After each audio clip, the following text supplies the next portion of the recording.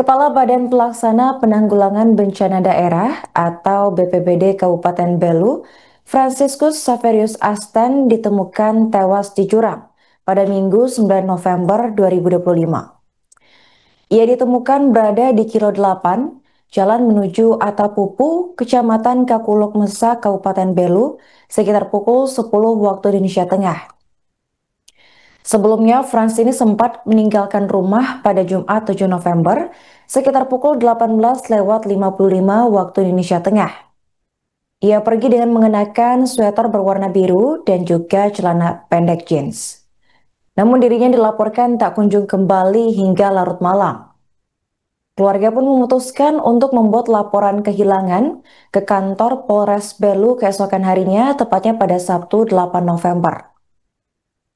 Berdasarkan pengakuan pihak keluarga, Frans diduga tewas dalam keadaan janggal. Pasalnya sejak dikatakan hilang, istri almarhum Maria Franciscus Suri Asten menyebut bahwa dirinya melakukan panggilan telepon kepada sang suami. Namun saat berkali-kali ditelepon, nomor HP korban sudah tidak aktif. Menurut Francisca, sejauh ini almarhum hanya memiliki riwayat tekanan darah tinggi sejak tahun 2023.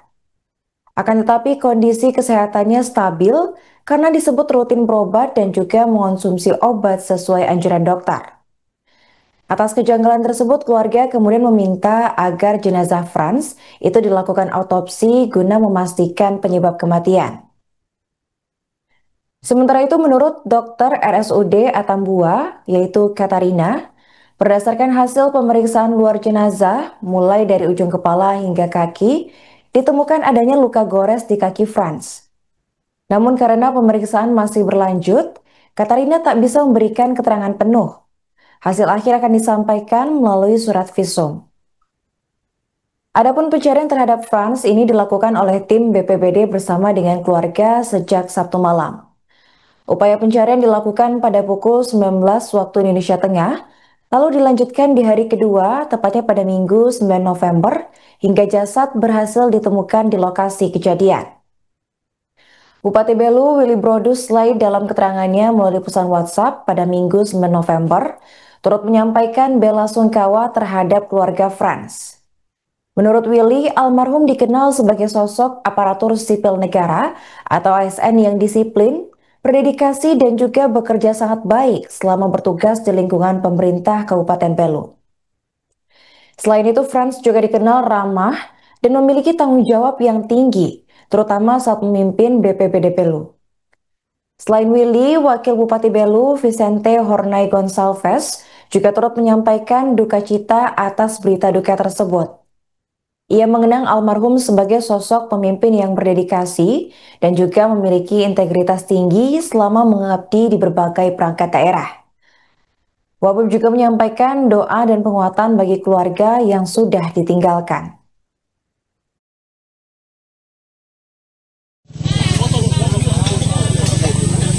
Bapak dan jatuh di bawah sana lagi, mundur.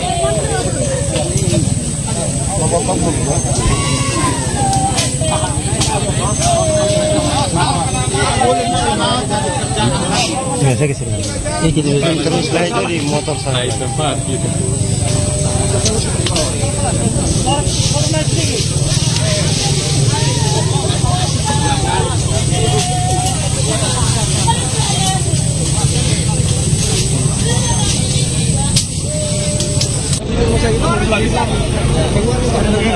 Iya,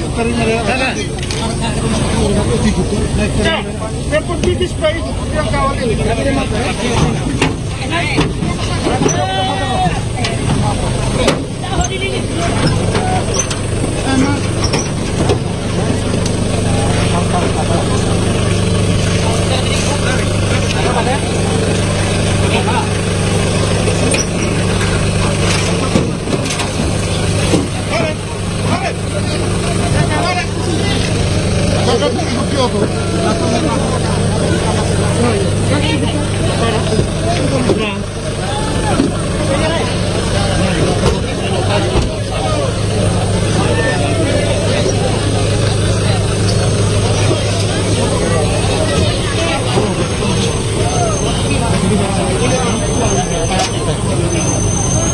Iya kan apa?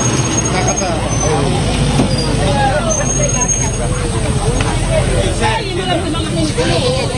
Ini kan karena ada kejanggalan toh kakak dia keluar, karena tadi sudah dikatakan itu kemarin dan 2 hari sebelumnya tuh ada keluarga dan juga ada dari teman-temannya yang dari kampung dan ini semua cari semua, sisir semua dari tempat dari mulai Sekoe sampai dengan di Ainiba tidak ada. Jadi makanya dia dari keluarga buat kesepakatan bahwa harus melakukan otopsi biar supaya lebih jelas begitu.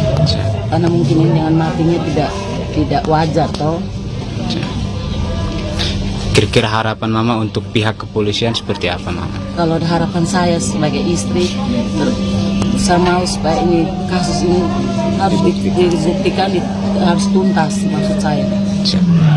Tadi menurut dari penjelasan dokter itu bagaimana, Mama? Dokter hanya bisa visum periksa di luar saja, tapi kalau untuk yang ini selanjutnya harus ada tim khusus untuk pemeriksaan lebih lanjut. Jadi kami keluarga buat kesepakatan dari pihak saya dan pihak dari Pak Frans untuk melakukan otopsi. Untuk Bapak ini sudah jalan dari rumah dari kapan? Dari hari Jumat jam 18.45. Kebetulan saya juga tidak ada, posisinya tidak ada. Jadi dia dengan anak pertama dengan suaminya, dengan ada adik perempuannya. Mulai dari itu, jadi anak-anaknya biasanya dia keluar itu masuk terlama. Dia masuk terlama. Pokoknya dia keluar dia hanya beli rokok atau dia pergi di beli rokok atau di ATM. Setelah itu dia pulang. Dia tidak pernah biasa sampai 2-3 jam, tidak pernah itu, belum pernah terjadi. Izin. Itu jalanan itu terima kasih dari pihak keluarga seperti apa? Kita tahu bahwa Bapak setelah sekitar jam 11 atau jam 12 adik perempuan bungsu keluar karena kita ada anjing kecil satu di rumah tuh suka masuk, tahu malam harus masuk dalam. Dia keluar, dia lihat, dia buka kamar, dia lihat Paknya tidak ada, makanya dia bel di HP-nya Pak, tapi non aktif, tidak ada ini. Setelah itu dia, anak mantu dan anak perempuan pertama dengan anak yang kedua hubungi terus, tapi HP-nya tidak ini. Jadi mereka tanya saya bilang harus lapor polisi. Jadi tapi menurut orang, Mama kita jangan dulu lapor polisi, jangan sampai Bapak kembali. Bapak pulang. Biasanya kalau lapor polisi harus 1 kali 24 jam dulu baru bisa lapor polisi. Jadi kemarin itu baru mereka lapor polisi jam 7 kalau tidak salah. Itu ada anak mantu yang tahu lebih detailnya di anak mantu begitu. Sudah ada laporan polisi ya, Mama? Iya. Izin, Mama, kalau selama ini mungkin Bapak ada riwayat sakit atau apa bagaimana? Dia riwayat sakitnya dia tahun kemarin 2023 dia darah tinggi, tetapi setiap kali ada pemeriksaan di Dokter Liveli, mereka rutin senam prolaris itu, mereka dia pun tensi sudah biasa, sudah normal 120/90, jadi tidak ada ini, gula semuanya normal, asam urat, gula, kolesterol semuanya normal, tidak ada ini. Dia hanya darah tinggi saja, tapi dia minum rutin obat setiap malam. Download Tribun X sekarang, menghadirkan lokal menjadi Indonesia.